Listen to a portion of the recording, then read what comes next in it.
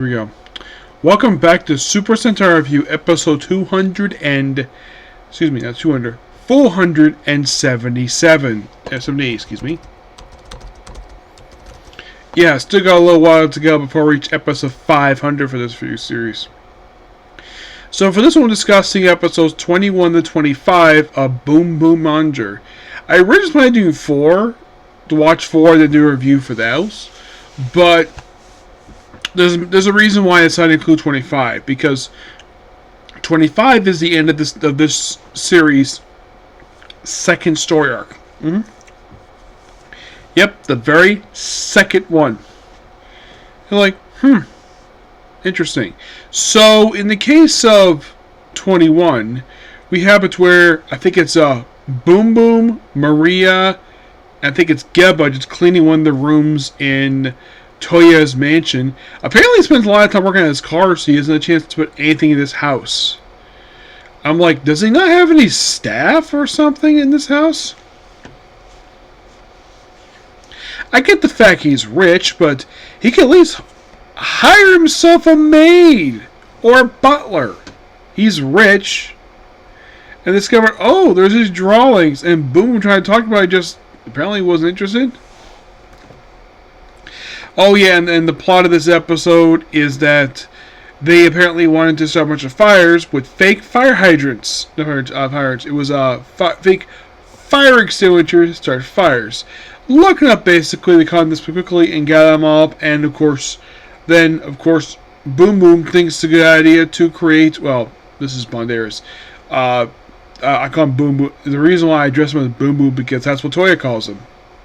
So they create a brand new weapon for him, which gives him a brand new form. Bunred 119. The whole thing with the 119 thing is that I think it's a possible reference to an actual, like, unit. So he has got like fire. He's got like hose cannons on his shoulders, one on his head, and most of what he battles this fake fire hydrant.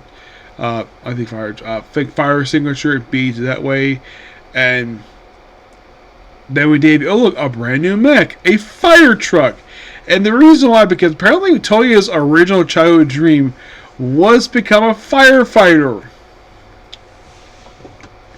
Yep. And you're probably thinking, who's the focus character of episode 21? If you think about it, it's probably Banderas. Yeah. And a little bit of Toya, but you're probably thinking, oh, it's a Red Ranger. Of course he gets a power boost. But at least in episode there was a story reason for it. Yeah. That's the thing. In story, there's a reason for it. And here's a fun fact for you about the actual weapon. Did you know he's voiced by the singer who actually sings the opening theme song, Boonboomger? You're like, wow. That is the second time you have basically that I can think of where you have the guy who sings the opening theme song and he plays a character. In the case of Ninjanger, it was a character who appeared in about 3 episodes of that show who also voiced of a mech. This one is basically the voice of one single weapon. Not a bad idea. Good on basically that. In episode 22, we debut basically the fire robot, which, yeah, like, that's interesting.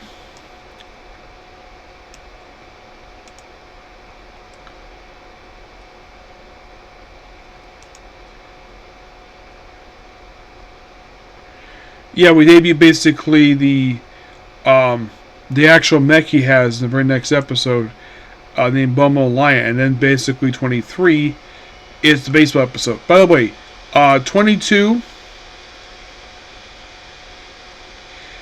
The whole thing of this one is that we have the return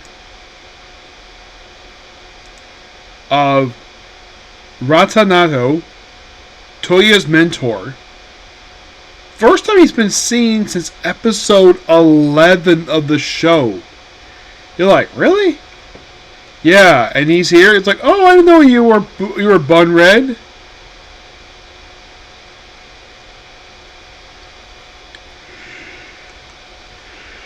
Yeah. So basically, he's tasked by Rita to deliver his nephew a briefcase, basically a big box briefcase of fireworks, which she actually succeeds, no problem. Though the whole thing, this one is a subplot of like, oh, it's a tent monster. Okay. By the way, 21 does not feature Cannonberg.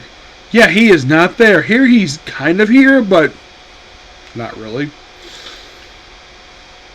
And it is quite interesting seeing Toya and second team for an episode. That was really cool.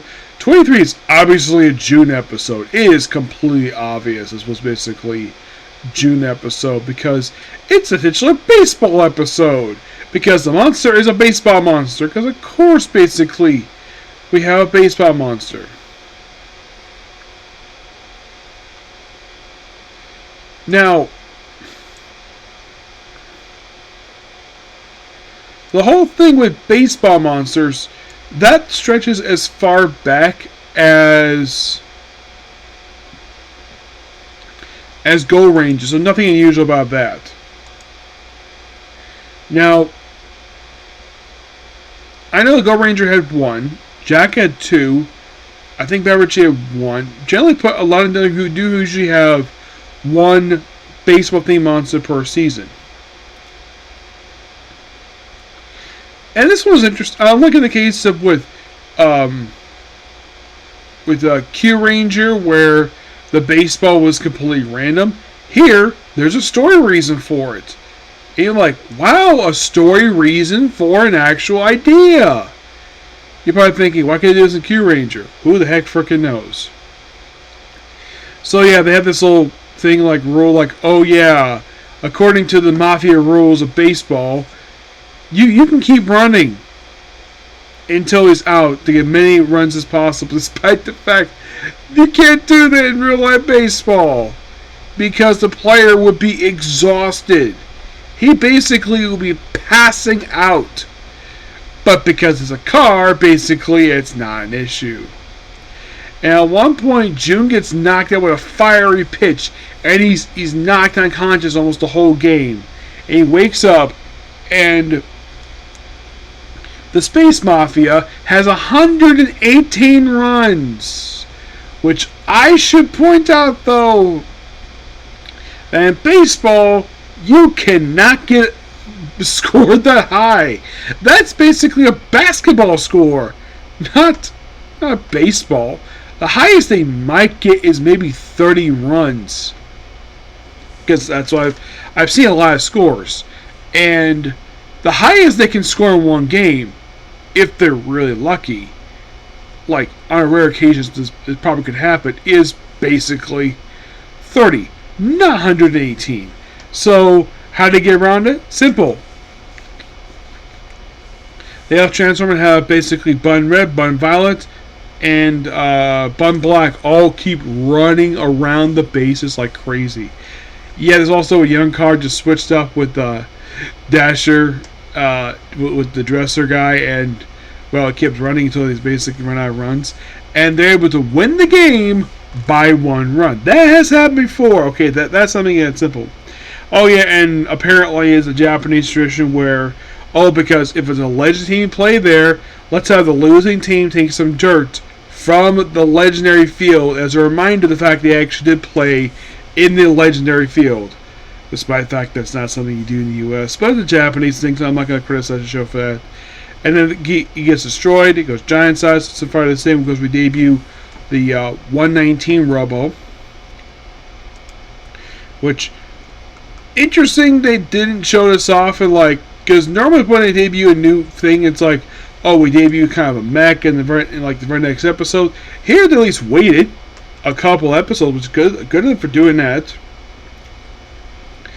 And then for 24, this is kind of in a way a Toya episode where basically we debut this teacher, which is referred to as, her name is Mahiro Kazumi, and apparently, according to the person who runs the place, this woman, who is obviously 10 years older than Toya, apparently was Toya's first love.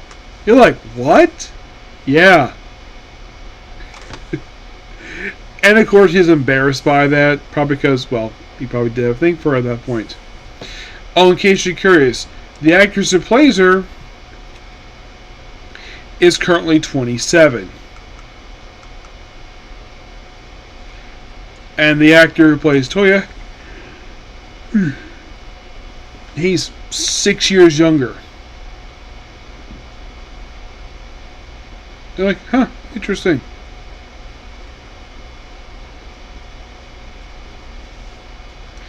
Yeah, he's just 6 years younger. It's kind of interesting.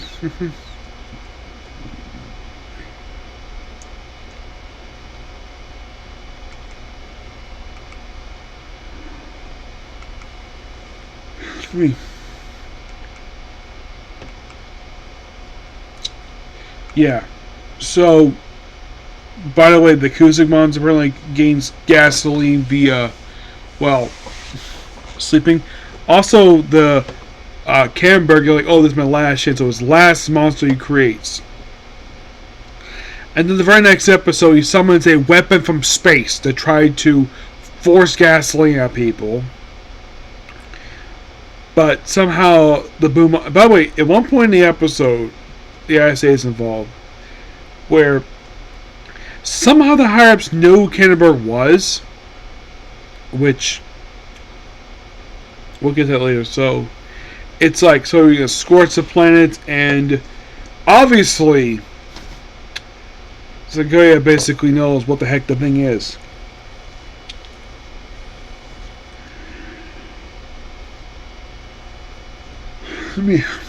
And of course, Maria's got another part-time job, this time working at a toke shop.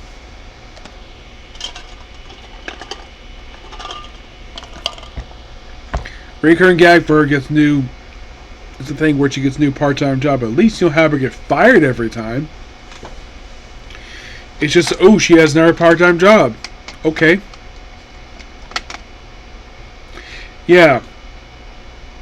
So at one point, basically, he apparently had put like a special device in Yum Car. And of course, they have where the combined might basically be. At one point, you have Violet get several of the Rangers' weapons. You get the blaster, the sword, and the axe, all from red, black, red, blue, and black. He goes down, fights them, takes them outside, and then they eventually defeat him, breaking one of his glasses. And then he's like, tells Yamakar, turn these two knucklehead giant size. He's like, no, I'm not going to do it. I'm going to turn you giant size. Probably because he's a dick. Yeah, he's a freaking dick. And he goes giant size, and it takes some time to beat him, and they do beat him. Yeah, and that's the last I see of him, because he is not returned out this. He is not getting revived. Also, we get the first mention of the leader of the Space Mafia. He does not physically appear in the episode. Oh no. He is mentioned in this episode. Yes.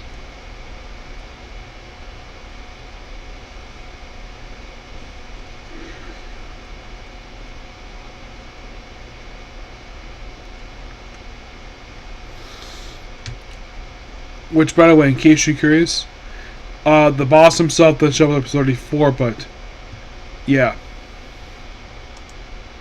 Oh, by the way, new mech. It's basically Boom Boom Full Throttle Edition, which is most, kind of in a way, all the mechs they have combined. Of course, it does show up in the next episode. But yeah, not much else to say about this episode, these particular episodes. Still enjoying it. I have my break about 7 more to go, and then I'm done. Well, down on my break, of course. Yep. Also, kind of in a way, this is mostly put halfway to the series, so you'll find out my thoughts on ending 7 episodes really soon. Will I do 7 episodes next video? No, probably 4. Okay. But yeah, that's so. I'll see you next video. Bye.